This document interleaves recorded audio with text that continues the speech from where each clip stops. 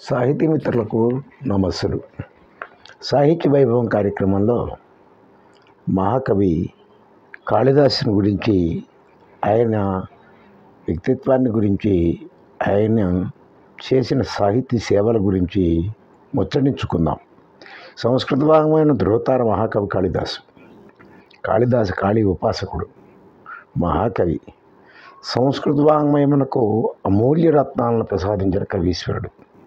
సామాన్య గొర్రెల కాపరిగా జన్మించి వివాహానంతరం భార్య హితబోధచే కాళీ ఉపాసనతో మహాకవిగా రాణించి భార్యనే దైవంగా భావించినవాడు.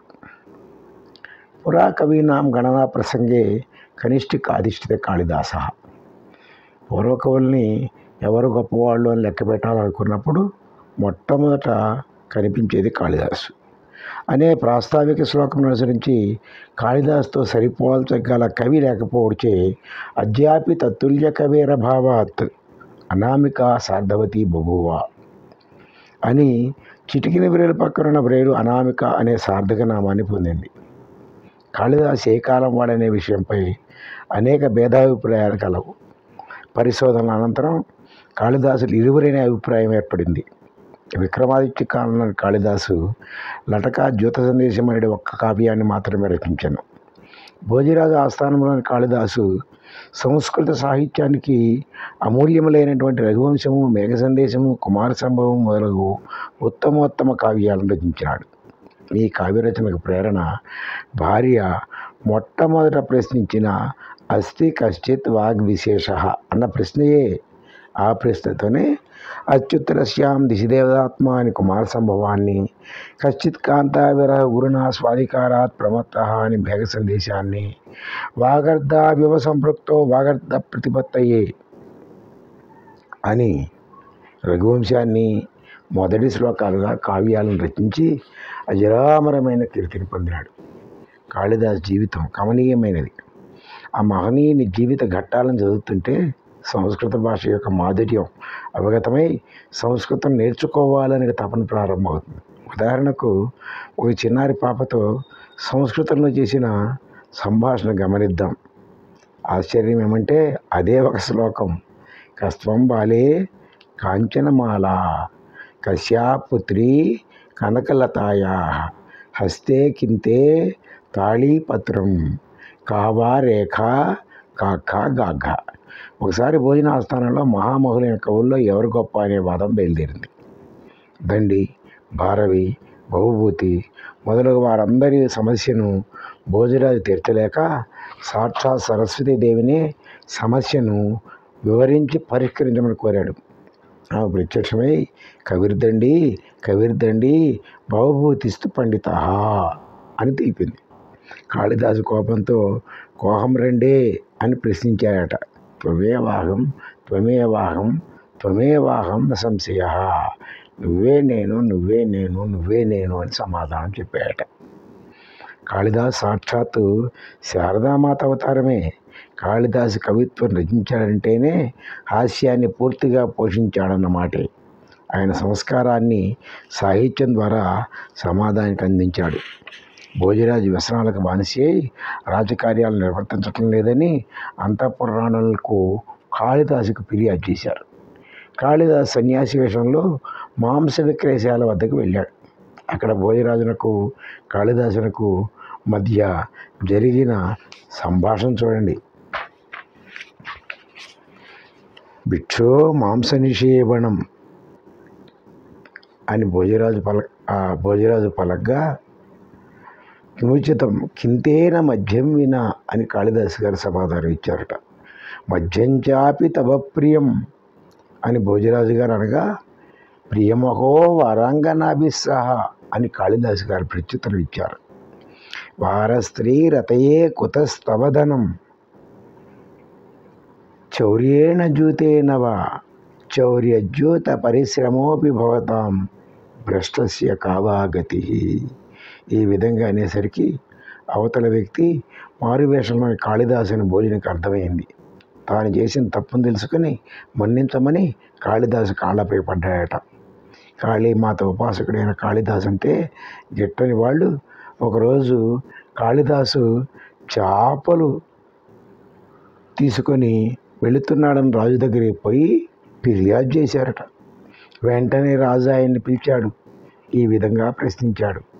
కక్షే కింతవా అన్నాడు. అనగానే ఆయన ఏం చెప్పాడు అంటే, పుస్తకం కిముదకం కావ్యార్థ సారోదకం గంధకిం ఘనరామ రావణ మహాసంగ్రామ రంగోద్భవ పుచ్చకిం విషతాళపత్రలిఖితం కిం పుస్తకం భో కవే. కవిగారు అదేం పుస్తకం అని అడిగారు. రాజన్ భూసుర దేవతైశ్చ పఠితం రామాయణం పుస్తకం. రాజా, బ్రాహ్మణులు దేవతలు అందరూ చదివేటువంటి రామాయణ పుస్తకం అని చెబుతూ చంకలో ఉన్న దాన్ని విప్పి చూపించగా చేపలన్నీ పుస్తకంగా మారిపోయినాయి. అటువంటి మహాత్ముడు కాళిదాసు మహాకవి. కాళిదాసునకు భోజరాజునకు మధ్య బంధం వర్ణింపు నలవి కానటువంటిది. వారు నిరంతరం సాహిత్య చర్చలతో జీవనం కొనసాగించేవారు. సుకవిత ఇజ్జస్తి రాజ్యేన కిం అన్న వాక్యం కాళిదాసుని జీవితంలో సార్థకమైంది. భోజుడు కాళిదాసుని రికార్డులలో పెట్టడానికి ప్రయత్నించేవాడట. వాటిని సునాయాసంగా కాళిదాసు పరిష్కరించేవాడట. ఒకటి రెండు సమస్య పూరణాలతో ఈ వ్యాసాన్ని ముగిస్తాను. భీ భీ భీ అని సమస్య, టమ్ టమ్ టమ్ అని ఇంకో సమస్య ఇవ్వగానే అందరూ కూడా తెల్లముఖం వేసి ఏం చేయాలో తెలియలేదు. మధ్యాహ్నకాలే మలినాంబరాణం ప్రక్షాళనార్థం రజికక్కరాభ్యం పాషాణగాతేన కరోతి శబ్దం భీ భీ భీ భీ భీ భీ భీ భీ అని ఆయన వర్ణించాడట. దానిలో ఎంత అంతర్గతమైనటువంటి భావన ఉన్నది అంటే, ఎందుకు బీ బీ బీ అని మోత వచ్చింది అంటే, మధ్యాహ్నకాలే మలినాంబరాణం ప్రక్షాళనార్థం రజికక్కరాభ్యాం. మధ్యాహ్నం పూట ఆ మలినమైనటువంటి బట్టలను తీసుకెళ్ళి దాన్ని ఉతకాలనే ఉద్దేశంతో రజకులు వాళ్ళ చేతులతో పాషాణఘాతేన కరోతి శబ్దం, రాళ్ళకేసి కొడుతూ ఉంటే ఆ శబ్దం అలా వచ్చిందయ్యా అని సమాధానం ఇచ్చాడు కాళిదాసు. టమ్ టమ్ టమ్ టమ్ టమ్ టమ్ టమ్ టమ్ టమ్ అని అడగంగానే చెప్పాడు. రాజాభిషేకే మద విహ్వలాయ హస్తచ్యుతో హేమ ఘటో వివత్యా సోపాన మార్గేషు కరోతి శబ్దం టమ్ టమ్ టమ్ టా టమ్ టమ్ టమ్ టమ్ ట.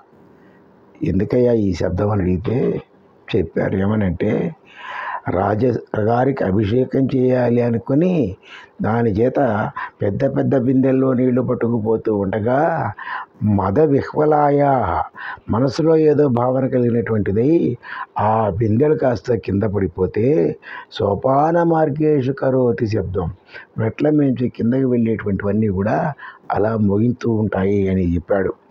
అది పూరించారట. అలా బీబీ టమ్ టమ్ మొదలైనటువంటి శబ్దాలన్నీ కూడా ఎలా వచ్చినాయో చూపించేటప్పటికీ సభ్యులందరూ కూడా ఆశ్చర్యంతో ముంచెత్తేవాడు. ఉపమా కాళిదాసస్య భారవే అర్ధగౌరవం దండిన పదలానిత్యం మాఘే సంతి త్రయోగుణా అని కాళిదాసు అందవేసినటువంటి చెయ్యి ఉపమాలో. అభిజ్ఞాన శాకుంతలాది నాటకాలలోనూ ఉపమాలంకారాల ద్వారా సాహిత్య సౌరభాన్ని పెంపొందించినవాడు. హిత ప్రవృత్తి, అహిత నివృత్తి సత్కావ్య లక్షణాలు కదా. దానిని పరిపోషించిన కాళిదాసు కవిక్కరోతి కావ్యాన్ని లాలయత్యుత్తమో జనా అనిచి ఉత్తములైనటువంటి వాళ్ళని లాలించడం కొరకే తన కవిత్వాన్ని రాయటం ప్రారంభించారు. ఆ విధంగానే తన కవిత్వాన్ని రాసి సమాజానికి అందించడం జరిగింది.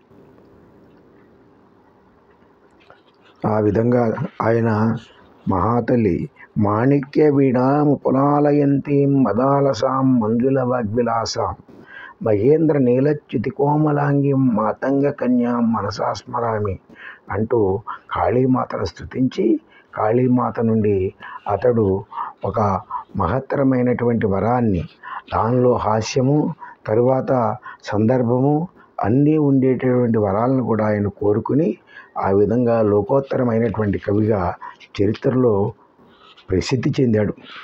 ఒకనాడు ఒక పండితుడు ఆకలితో బాధపడుతూ ఒక గుడిలో కూర్చుని కవిత్వం రాసి పట్టుకెళ్తే రాజుగారు మాకు చాలా ఇస్తారు, అక్షరానికి లక్ష ఇస్తారనే ఉద్దేశం చేత అక్కడ కూర్చుని కావ్యం రాయాలనుకున్నాడు. అనుకుని ఏమి రాస్తే బాగుంటుంది అని చెప్పి గంటల తరబడి ఆలోచించిన వాళ్ళకు ఒక చిన్న శ్లోకం చెప్పడమైనా చేత కాలేదు. సాయంకాలం అవుతూ ఉండగా వాళ్ళలో ఒకరికి ఒక్క పాదం తట్టింది. అతి పేలవంగా ఉన్నా కనీసం ఛందస్సు సరిపోయింది. ఏమిటా పాదం అనుకుంటే భోజనం దేహి రాజేంద్ర అనేటువంటి ఒక పాదం రాశారు. మరో గంట కుస్తీ పట్టారు.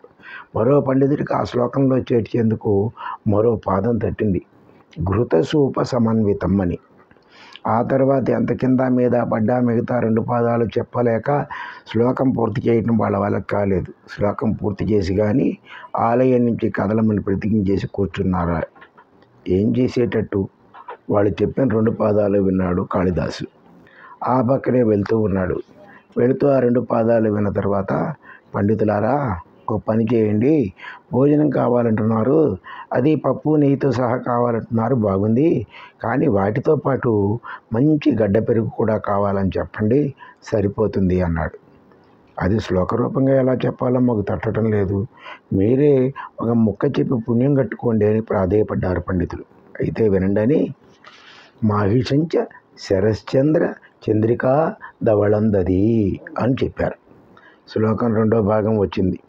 ఆ విధంగా వారు మహానుభావులు వాటిని తీసుకెళ్ళి ఆ పండితుల వారికి చూపిస్తే, భోజరాజుకు చూపిస్తే ఆయన అక్షరానికి 1,00,000 చొప్పులు ఇప్పించాడు. ఈ విధంగా ఆనాడు కాళిదాసు సాహిత్య సామ్రాజ్యాన్ని, పండిత జనాన్ని అందరినీ కూడా చాలా సంతోషింపజేసి మహత్తరమైనటువంటి కీర్తి పొందాడు. కొద్ది రోజులకు ఒకనాడు రోజు కూడా వాళ్ళిద్దరూ కూడా భార్యాభర్తలాగా చిన్న చిన్న వాటిల్లో తగువబడుతూ ఉంటాం. తర్వాత ఆయన లేనిది ఈయన, ఈయన లేనిది ఆయన, ఇద్దరు కూడా జీవించడం కూడా కష్టమయ్యేటువంటి పరిస్థితి ఉండేది. తను మరణిస్తే తన ఆస్థాన కవులు ముఖ్యంగా కాళిదాసు తనను గురించి ఏం చెప్తారు, ఎలా చెప్తారో తెలుసుకోవాలని చెప్పి కోరిక పట్టలేక ఆయన కాళిదాసుని ఒకరోజు అడిగాడు, కవీశ్వరా, నేను మరణించినట్లుగా భావించి కీర్తిశేషుడైన భోజరాజు గురించి 4 శ్లోకాలు చెప్పండి, నేను బ్రతికి వినగానే అది విని సంతోషిస్తాను, నేను నిజంగా చనిపోయిన తర్వాత నా గురించి మీరు ఎంత చక్కని శ్లోకాలు చెప్తారో వినే అవకాశం నాకు ఉండదు కదా అన్నాడు. రాజు కోరిక పిచ్చిగా అమంగళకరంగా ఉంది, జుగుప్సాకరంగా ఉంది. రాజు ఈయన ఇష్టపడలేదు, రాజు క్షమించలేదు. కోపంగా ఊగిపోతూ, కవీంద్ర, ఇది నా ఆజ్ఞ, శ్లోకం చెప్పండి అన్నాడు. కాళిదాసు చెల్లించలేదు. రాజ్యాన్ని వదిలిపెట్టేసి బయటికి వెళ్ళిపోయాడు. కొద్ది రోజులు గడిచాయి. ఉండబట్టలేక రాజు కూడా కాళిదాసుని వెతుక్కుంటూ తిరిగి వచ్చేందుకు బయలుదేరాడు. మారువేషంలో ఆయన్ని వెతుకుతూ తిరుగుతూ ఉండగా ఎవరో చెప్పారు, కాళిదాసు ఏకశిలా నగరంలో ఉన్నాడు అని చెప్పి ఆయన చెప్పాడు. అనగానే ఆయన బాధపడుతూ అక్కడికి వెళ్ళాడు. రాజా, నువ్వు వెళ్ళిపోయిన తర్వాత నేను ఎలా జీవించగలనో బోధపడటం లేదు, ఇప్పటికిప్పుడే నాకు కూడా మృత్యువు ప్రాప్తిస్తే ఎంత బాగుంటుంది, నీ వెనకే నేను కూడా స్వర్గానికి వచ్చేస్తాను అంటూ దుఃఖించాడు. దారానగరంలో రాజ్యసభలో రాజుతో తను గడిచినటువంటి కాలాన్ని నాటి తీయటి జ్ఞాపకాలు ఆయన మనసులో మెదిలాయి. అద్యధార నిరాధార నిరాలంబ సరస్వతి పండిత ఖండిత సర్వే భోజరాజే దివంగతే. ఈరోజు ధారానగరం నిరాధార నగరం అయింది. వాగ్దేవి కాలం లేకుండా పోయింది. భోజరాజు దివంగతుడు కావడంతో పండితులందరికీ చావు దెబ్బ తగిలింది అని చెప్పి ఆ విధంగా ఎవరో చెప్పినటువంటి మారువేషంలో ఉన్న భోజరాజు చెప్పిన మాటలు విని ఆ విధమైన శ్లోకం చెప్పాడు. కానీ కాళిదాసు వాక్శుద్ధి ప్రభావం ఏమో కాళిదాసు భోజరాజే దివంగతి అంటూ శ్లోకం పూర్తి చేయగానే అకస్మాత్తుగా రాజు మొదలైనటువంటి చెట్లా కూలిపోయి తక్షణమే ప్రాణాలు విడిచాడు. నివేరిపోయిన కాళిదాసు, రాజా, ఎంత పనిచేసావు, మారువేషంలో నన్ను మోసగించబోయి ప్రాణమే కోల్పోయావా అంటూ కొంతసేపు రోధించాడు. అంతలో తన కర్తవ్యం స్ఫురించి దుఃఖం దిగమరింగి భువనేశ్వరీదేవిని ధ్యానించి తన శ్లోకాన్ని మార్పు చేసి ఇలా చదివాడు. అద్యధార సదాధార సదాలంబ సరస్వతి పండిత మండిత సర్వే భోజరాజే భవంగతి. ఈరోజు ధారానగరానికి చక్కని ఆధారం దొరికింది. సరస్వతీదేవికి చక్కని ఆలంబం దొరికింది. పండితులందరూ చక్కగా సత్కరించబడ్డారు.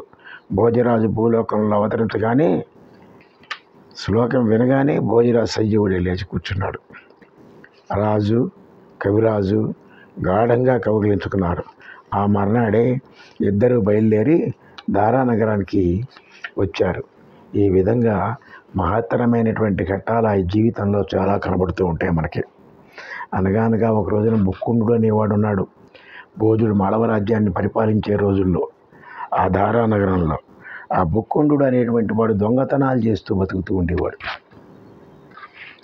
దొంగతనం చేస్తూ పట్టుబడినటువంటి వాడికి శిక్ష విధించాల్సి వచ్చింది.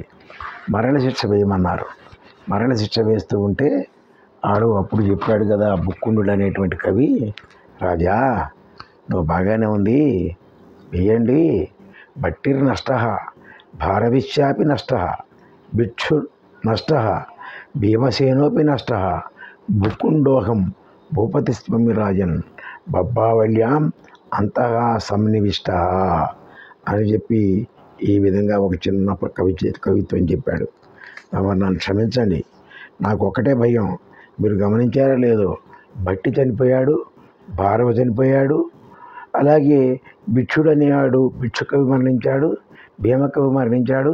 తర్వాత నేను భట్టిని, నేను కూడా మరణిస్తున్నాను. ఆ తర్వాత ఉన్నది ఎవరయ్యా అంటే భూపతి, మీరు రాజుగారు.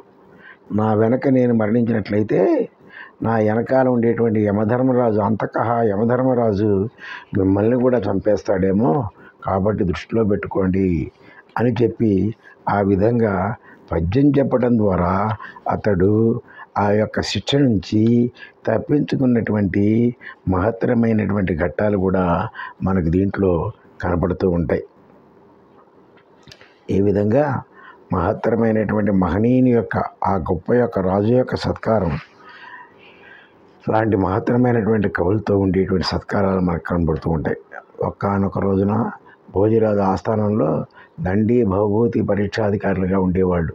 తమ ప్రతిభ చూసి సత్కారం పొందాలని ఆశతో రాజాస్థానానికి వచ్చినటువంటి పండితుల్ని పరీక్షించి వారిని ఎలా సత్కరించాలో భోజుడికి సిఫారసు చేయటం వీళ్ళ యొక్క విధి.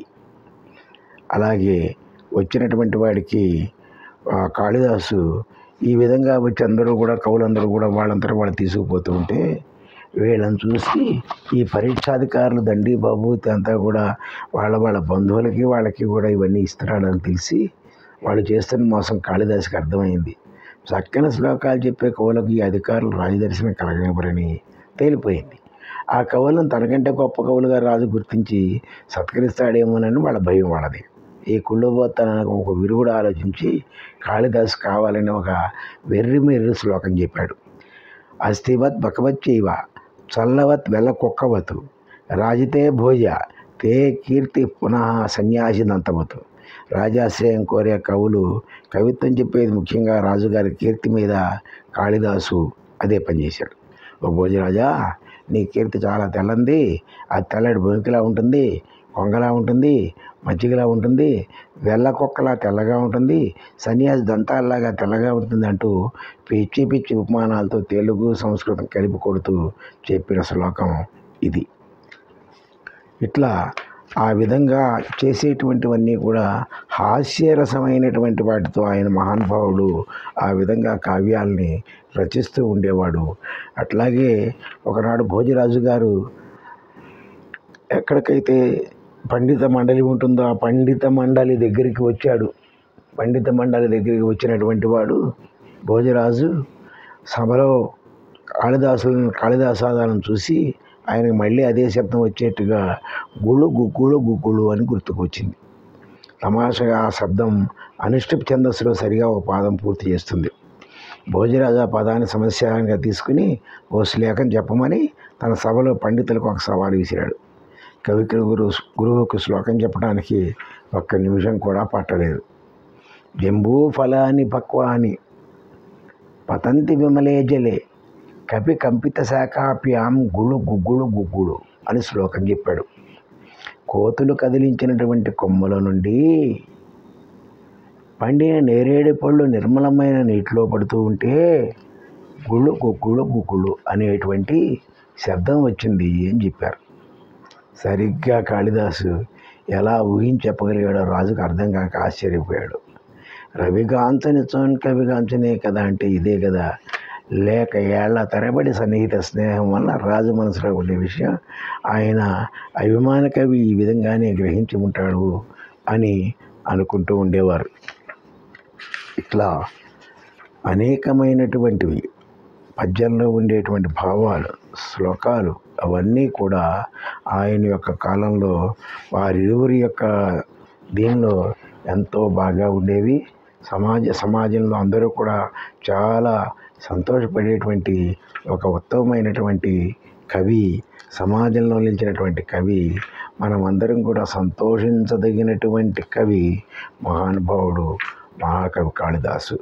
అభిజ్ఞాన శాకుంతలము మొదలైనటువంటి మహత్తర కావ్యాలని ఎంతో మధురంగా రచించి ఎంతో చిరకాలమైనటువంటి కీర్తిని పొంది ఆ మహానుభావుడు ఆ విధంగా మనకి చాలా సమాజానికి కావలసినటువంటి, సంస్కృతానికి కావలసినటువంటి అనేకమైనటువంటి విషయాలను సంస్కృత వాంగ్మయానికి అందించి సమాజానికి సేవ చేశారు మహానుభావుడు. అటువంటి మహానుభావునికి నమస్కారాలు తెలియజేస్తూ ఈ యొక్క సాహిత్య వైభవం కార్యక్రమాన్ని ముగిస్తున్నాం.